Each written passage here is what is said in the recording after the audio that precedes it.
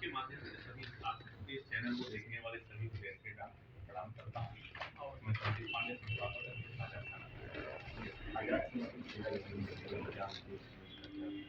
आजाद सनातन सेना का एकमात्र उद्देश्य है सनातन संस्कृति की रक्षा करना और वर्तमान स्थिति में जो हमारा भारतवर्ष है यह खंडित न हो, इसके लिए आजाद सनातन सेना कार्य कर रही है।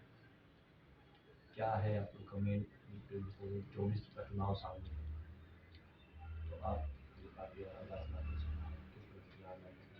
पहले तो आप सभी को हम बता दें कि आजाद सनातन सेना गैर राजनीतिक संगठन है, किसी पार्टी से कोई संबंध नहीं है। और आजाद सनातन सेना आज जो प्रेस वार्ता बुलाई हुई है, यह आगामी 10 मार्च को यानी परसों के दिन हम लोग एक सनातन समागम का आयोजन करा रहे हैं, जिसमें हम लोग 551 लोगों को श्री रामचरितमानस से सम्मानित करेंगे। हमारे देश को आजाद कराने वाले जो क्रांतिकारी जैसे चंद्रशेखर आजाद जी, मंगल पांडे जी, जहाँ तक हम लोग उनसे पहुँच पाए हैं, उनके परिवार के लोगों को भी बुलाकर और साथ ही साथ संत समाज को बुलाकर हम लोग 51 लोगों को सनातन रत्न, सनातन श्री और सनातन गौरव से भी सम्मानित करेंगे। यह कार्यक्रम तिलक पैलेस टेढ़ी का जिसमें अगर मुख्य रूप से देखा जाए चंद्रशेखर आजाद जी के प्रपोज के रूप में श्री अमित आजाद तिवारी जी, मंगल पांडे जी के प्रपोज डॉक्टर नीरज पांडे जी, अयोध्या के महापौर माननीय श्री गिरीश त्रिपाठी जी, अयोध्या हनुमानगढ़ी के महंत श्री राजू दास जी महाराज, श्री सूरज दास जी महाराज छोटे योगी, कामाख्या धाम से इंद्रेश कौशिक जी महाराज, अम्बेडकर नगर से मुनि फलहारी बाबा सहित काशी, मथुरा, आपके उज्जैन, हरिद्वार से टोटल जो है 50 से अधिक संत महात्माओं का आगमन हो रहा है। कथावाचक में भी काफी लोग हैं, जयपुर से अनिता मिश्रा जी हैं। इस तरीके से 50 से ज्यादा संत महात्माओं का आगमन हो रहा है इस कार्यक्रम। तो सर ये संस्था कितनी पुरानी है और कहाँ है भारत में? हमारी संस्था बहुत पुरानी नहीं है। 18 जनवरी 2024 को संगठन का अपने संस्था का रजिस्ट्रेशन हुआ है और यह पहला कार्यक्रम है आपके जनपद में। और रही बात पूरे भारत में, तो पूरे भारत में 8 स्टेट में आपका संगठन या आजाद सनातन सेना पहुंच चुका है। और उत्तर प्रदेश में मुख्य रूप से अगर देखा जाए मिर्जापुर, भदोही, बलिया, सुल्तानपुर, प्रतापगढ़, लखनऊ, जौनपुर सहित पूर्वांचल के जो है 12 से 15 जिलों में हमारा संगठन बहुत सक्रिय रूप से कार्य कर रहा है। पहले से ही बहुत सारे ऐसे संगठन हैं जो हिंदू समाज की और सनातन की रक्षा कर रहे हैं, तो एक संगठन और आप लोगों ने बनाया है, तो किस वजह से? देखिए, पहले से ऑलरेडी बहुत सारे संगठन हैं जो कि हिंदू समाज और इन सबकी रक्षा कर रहे हैं, लेकिन हमारे संगठन का मैंने आपको पहले ही बताया, हम लोग धर्म न्याय की स्थापना के लिए इस संगठन का निर्माण करते हैं। जो लोग इसका विरोध कर रहे हैं वो लोग अपना कार्य करते रहे, लेकिन धर्म न्याय की स्थापना करना चाहिए, किसी का विरोध नहीं करना चाहिए। तो हम लोग इसके लिए खासतौर पे यह कार्य कर रहे हैं।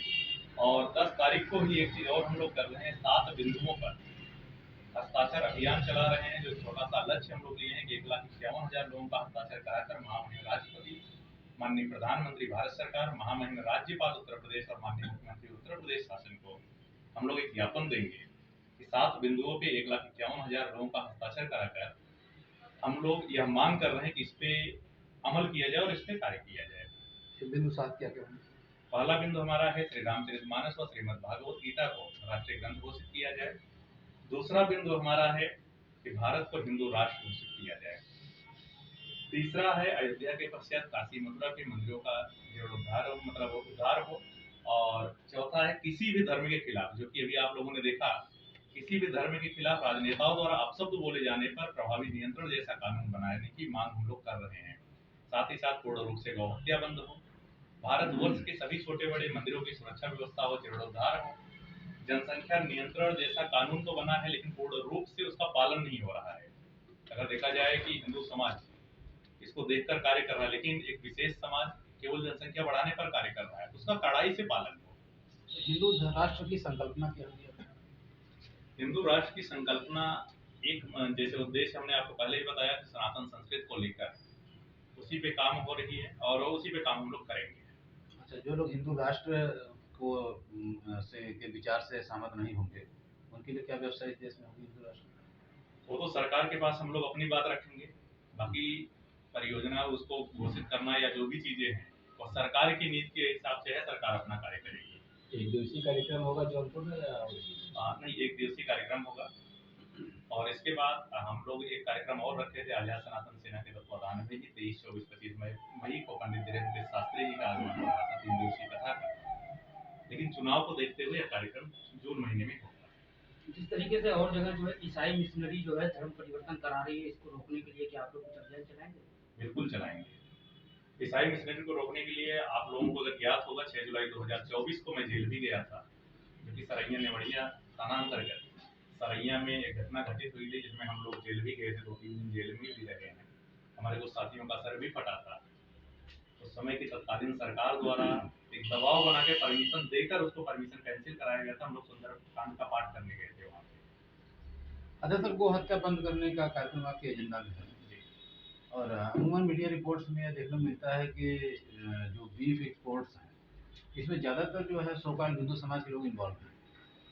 बिल्कुल है, क्योंकि देखिए अगर देखा जाए कि हिंदू समाज के लोग से ही सनातन को सबसे ज्यादा खतरा है। लोग भले बोलते हैं, अभी आप स्वामी प्रसाद मौर्य को देख लीजिए, वो भी तो हिंदू ही है, सनातनी ही है, वो तो अपने आप को बौद्ध बताते हैं।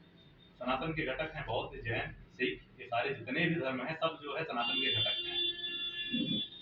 तो सर गोस्वामी तुलसीदास जी ने एक महाकाव्य लिखा रामचरितमानस, किस देश काल परिस्थिति में लिखा वो तुलसीदास जी जानते हैं। स्वामी प्रसाद जैसा सामान्य व्यक्ति अगर कुछ उनकी लिखी हुई बातों पर टिप्पणी करते तो देश में क्या आपके पास जो बौद्धिक संगठन है वो उनको समझाने में सफल नहीं हो पाया? ये पहले का क्या था मैं नहीं बता सकता हूँ, बट इतना मैं जरूर कह सकता हूँ कि जिस दोहे को, जिस चौपाई को लेकर स्वामी प्रसाद मौर्य ने कमेंट किया था कि ढोल गमार शूद्र पर सुनारी सकल ताड़ना के अधिकारी, अगर देखा जाए तो उनको यही नहीं पता था कि ताड़न शब्द का मतलब क्या दिए थे तुलसीदास जी।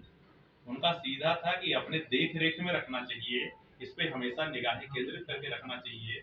क्योंकि अगर इनको केंद्रित नहीं किया जाए, जैसे ढोल की बात है, ढोल को अगर हम सही से इसकी नाल को अगर टाइट नहीं करें